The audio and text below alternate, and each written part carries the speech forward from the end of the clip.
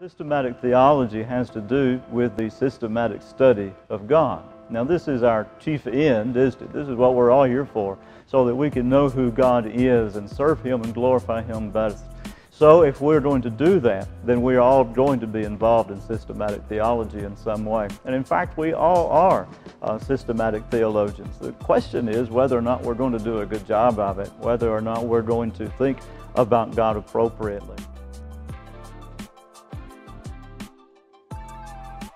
It helps us to think about God appropriately, to understand who He is, and how then we can relate to Him. You know, we can't relate to anyone if we don't know who or what they are. So if I'm going to drive my truck home, I have to understand I'm driving a truck home and I'm not driving an orange home, right?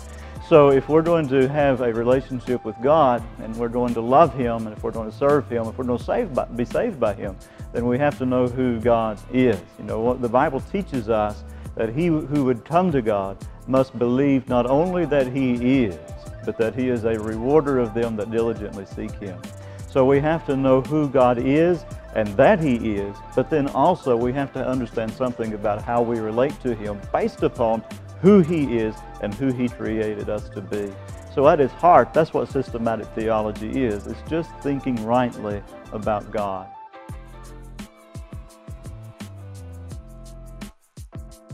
Systematic theology and apologetics have to go hand in hand.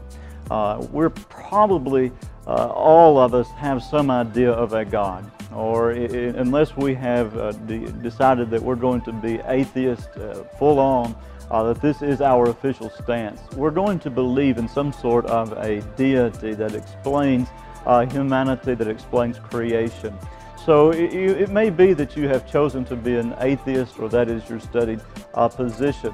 But either way, you're going to believe in ultimate purpose and ultimate meaning. And whenever you get involved in those questions, you have left the natural sciences and you have entered into the area of theology. So as we think about apologetics and theology, it's really important that we keep those two together, that apologetics is necessary for theology, because apologetics is that study of defending the concept that there is a God, defending the reality of God, the existence of God.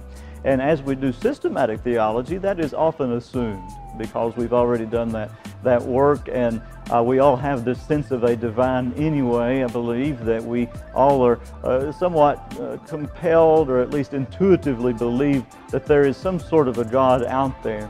So apologetics helps us to bridge that gap on a very foundational level in whether or not there is a God, and then we can begin to ask the big question of what is God like, and who is God, and how should I then relate to Him.